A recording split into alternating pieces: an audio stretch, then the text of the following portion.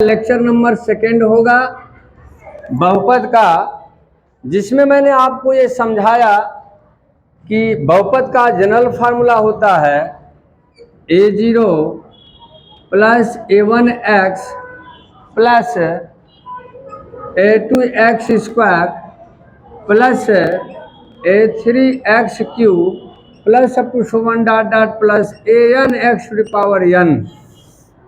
यदि इस फॉर्म में है तो इसे बहुपद कहते हैं। जो पहली आपकी प्रश्नावली है 2.1 का पहला सवाल देखेंगे। कह रहा है कि निम्नलिखित व्यंजकों में कौन कौन से एक चर के बहुपद हैं और कौन नहीं हैं। एक चर का अर्थ है कि जिसमें चर राशि एक हो, वेरिएबल जिसको अंग्रेजी में कहते हैं, यानी चर राशि जिसकी एक हो। जैसे में पहला का फर्स्ट है, देखिए 4x square minus 3x plus 7। इसमें यदि देखा जाए तो देखिए ये द्विघात का त्रिपद व्यंजक कहलाएगा, क्योंकि इसमें दो घात वाला बहुपद है और 3 पद हैं, तो यह एक चर का बहुपद है। यहाँ लिखेंगे हाँ,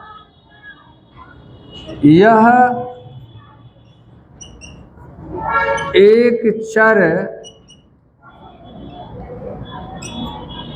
का बहुपद है। ये देखिए,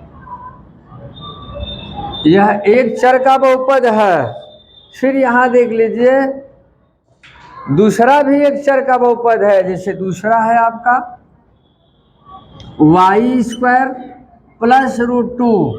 यहाँ भी देखिए चर राशि एक ही है, एक चर राशि का बहुपद ये भी है। आप इसमें देख लेंगे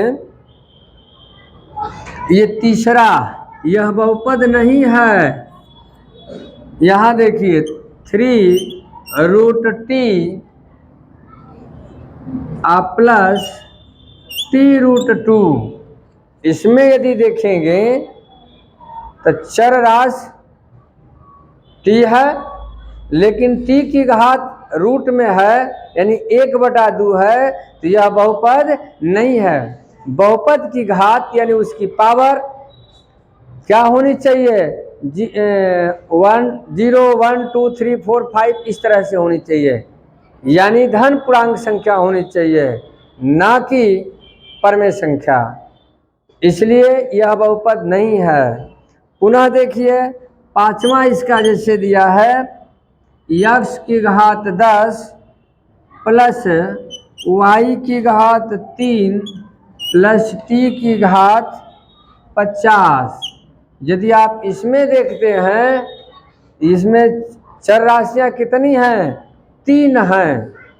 चर राशियां कितनी हैं, 3 हैं। यह भी जो है बहुपद नहीं है। समझ में आया कि नहीं आया। ये चर राशि 3 है ना, तो ये बहुपद नहीं है। यानी जिसमें केवल इसमें एक चर राशि को हमें छांटना था कि किसमें एक चर राशि है। देखिए इसमें एक चर वाला बहुपद है, यह भी है, ये बहुपद है ये नहीं है। यहाँ देखिए चर राशि x भी है, y भी है, t भी है, यानी 3 चर राशि हैं। इसलिए यह भी बहुपद, ये भी एक चर का बहुपद नहीं है। नेक्स्ट क्वेश्चन देखेंगे। जैसे दूसरा सवाल आप देख लीजिए। दूसरा क्वेश्चन कह रहा है कि निम्नलिखित में से प्रत्येक में x स्क्वायर का गुणांक लिखिए, x की घात 2 का गुणांक लिखिए, का गुणांक लिखिए। ये देखिए इसका गुणांक लिखना है। जैसे पहला देख लीजिए आप, 2 plus x square plus x है। यहाँ आप देख लें x स्क्वायर का गुणांक क्या है, कुछ नहीं, तो 1 है। यहाँ 1 है तो लिखेंगे x स्क्वायर का गुणांक बराबर क्या हो जाएगा, 1 हो जाएगा। x स्क्वायर का गुणांक कितना होगा, 1 होगा। पुनः यहाँ देखिए इसमें तीसरा सवाल दिया है, क्या दिया है? पाई बटा में 2 into x square plus x है। यहाँ देखिए एक्स स्क्वायर का गुणांक कितना है? पाई बाई 2 है। यहाँ लिखेंगे एक्स स्क्वायर का गुणांक बराबर क्या होगा? पाई बाई 2 होगा। समझ में आया? एक्स स्क्वायर का गुणांक बराबर कितना हो गया? पाई बाई 2 हो गया। पुनः देखिए इसी में आपका चौथा पूछा है, जैसे √2x-1 है। यहाँ देखिए कहीं एक्स स्क्वायर आपको दिख रहा है? नहीं दिख रहा है तो आप क्या करोगे? यहाँ x इसको लिख सकते हो √2x और यहाँ प्लस 0x² - 1। अब यहाँ देखिए, या आप इसको मानक रूप में लिखोगे तो ये एक्स स्क्वायर कहाँ आएगा? पहले आएगा प्लस √2x-1 इस रूप में होगा, यानी चर राशियों के घातों के किस क्रम में? और वही क्रम में हमने लिख दिया, ये मानक रूप में हो गया। अब देखिए एक्स स्क्वायर का गुणांक कितना है? इसका गुणांक कितना है आपका? 0। समझ में आया? अंडरस्टैंड? तो इस तरह से हम और तीसरे सवाल को भी लगा सकते हैं। देखिए ये यदि लगाना चाहें तो आप लगा लें, ये हम इधर तीसरा बता दे रहे हैं, या यही आप देख लीजिए तीसरा, इतने ही में हो जाएगा तीसरा सवाल। क्या है आपका तीसरा नंबर?